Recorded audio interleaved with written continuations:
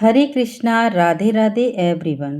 तो पुनः एक बार आप सभी का स्वागत, वंदन, अभिनंदन है। आप सब कैसे हैं? आशा करती हूँ कि प्रभु की कृपा से स्वस्थ और मस्त होंगे।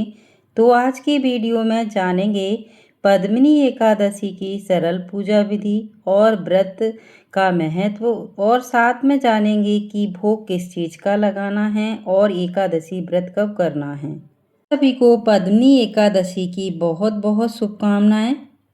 तो आप सब वीडियो अंत तक जरूर देखिएगा ताकि आपको संपूर्ण जानकारी मिल सके।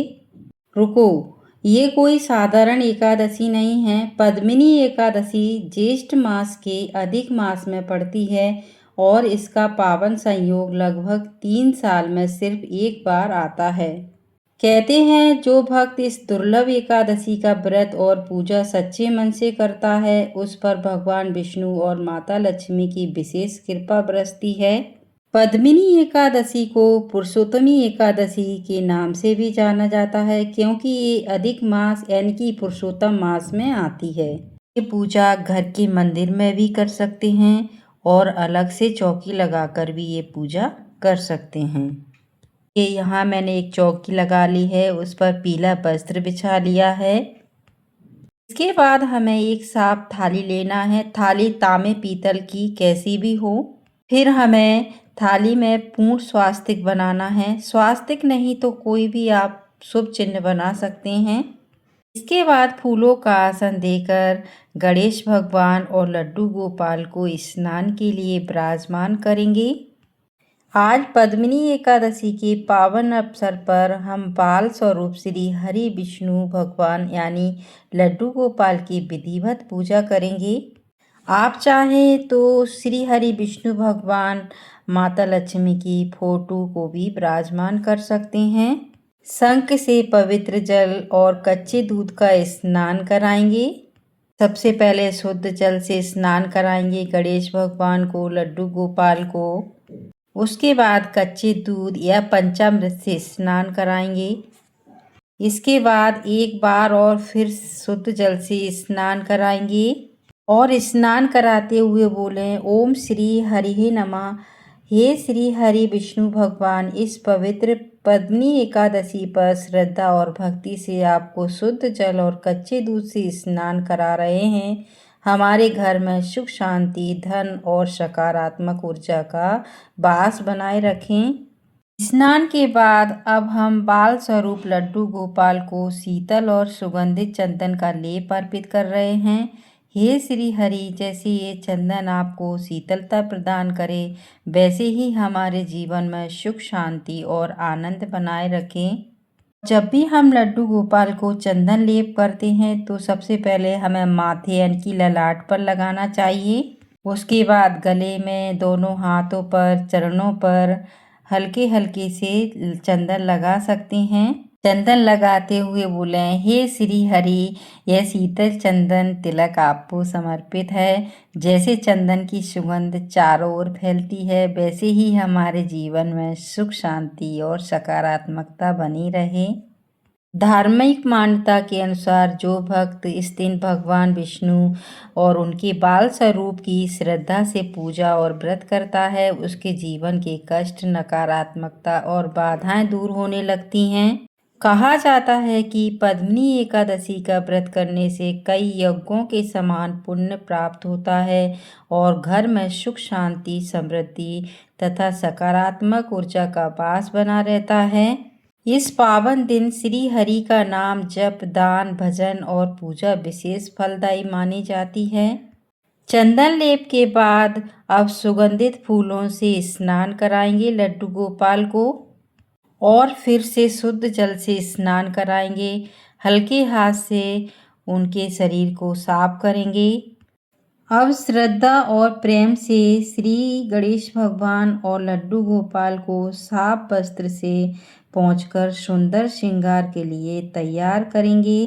हे प्रभु, जैसे ये पावन सेवा आपके चरणों में अर्पित है, वैसे ही हमारे जीवन को पवित्रता, सुख और शांति से भर दीजिए। सबसे पहले फूलों का आसन देकर गणेश भगवान को स्थापित करेंगे। हर शुभ कार्य से पहले विघ्नहर्ता गणेशा का स्मरण किया जाता है। इसलिए पद्मिनी एकादशी के पावन पूजा में सबसे पहले श्री गणेश भगवान की आराधना करेंगे ताकि पूजा निर्विघ्न और मंगलमय पूर्ण हो। इसके बाद भक्ति भाव से श्री हरि के दिव्य स्वरूप को पवित्र वस्त्र से सजाएंगे। हे लड्डू गोपाल, अपनी कृपा सदैव बनाए रखना। फूलों का आसन देकर लड्डू गोपाल को भी स्थापित करेंगे। साथ ही साथ फूलों का आसन देते हुए गौ माता को भी स्थापित करेंगे। लड्डू गोपाल की प्रिय वस्तु बांसुरी उनके पास रखेंगे। इसके बाद हमें एक प्लेट लेना है। फूलों का आसन देकर दीप प्रज्वलित करेंगे।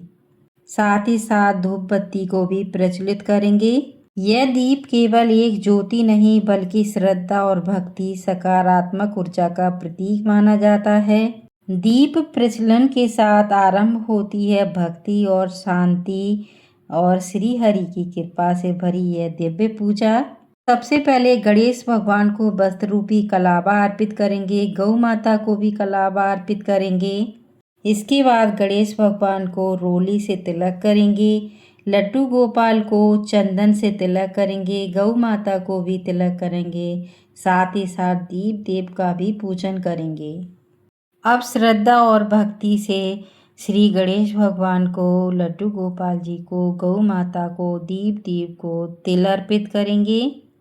तिल अर्पित करते समय आप बोल सकते हैं, हे प्रभु, जैसे ये तिल पवित्रता और शुभता का प्रतीक माने जाते हैं, वैसे ही हमारे जीवन में सभी दुख और बाधाएं दूर कर सुख, शांति और समृद्धि का आशीर्वाद प्रदान करें। इसके बाद हम सभी को इत्र की सेवा देंगे।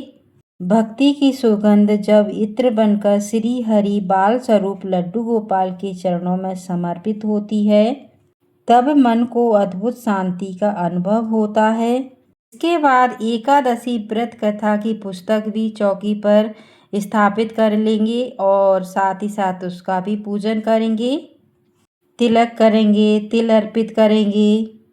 अब गणेश भगवान को लाल फूल अर्पित करेंगे और गणेश भगवान का पसंदीदा फूल लाल कलर का ही है।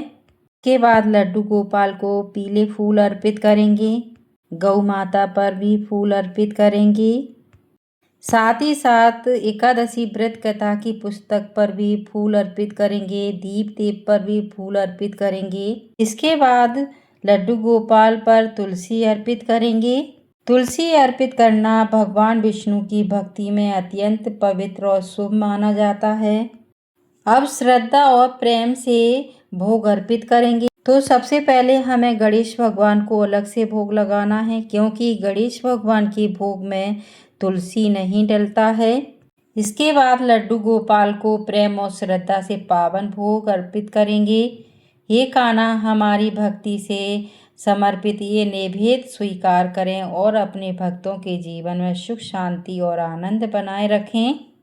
भोग लगाने के लिए आप कोई भी सीजनेबल फल ले लें, मखाने की खीर ले लें, माखन, मिश्री, कोई सा भी फल ले लें और साथ ही साथ तुलसी मिश्रित जल भी अर्पित करेंगे और हमें हर एक भोग में तुलसी डाल देना है। साथ ही साथ यथासंभव दक्षिणा अर्पित करेंगे।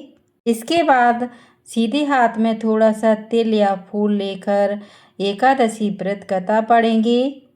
पद्मिनी एकादशी व्रत कथा सुनना और सुनाना अत्यंत शुभ माना जाता है।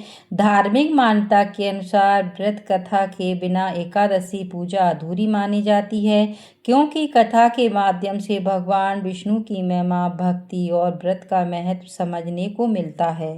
कथा पूर्ण होने के बाद गणेश भगवान के चरणों में, लड्डू गोपाल के चरणों में और बची हुई तिल जल के लोटे में डाल देंगे। अब हम बड़े ही भक्ति भाव से गणेश भगवान की, लड्डू गोपाल जी की, गौ माता की, सभी की आरती करेंगे। दीपक की ये ज्योति और भक्तों की श्रद्धा मिलकर वातावरण को भक्तिमय बना देती है। इसके बाद में थोड़ा सा सीधे हाथ में जल लेकर पूजा का आचमन कर लेंगे। अब पूजा में रही कमियों की क्षमा याचना करेंगे। उदया तिथि के अनुसार पद्मिनी एकादशी का व्रत 27 मई बुधवार को रखा जाएगा।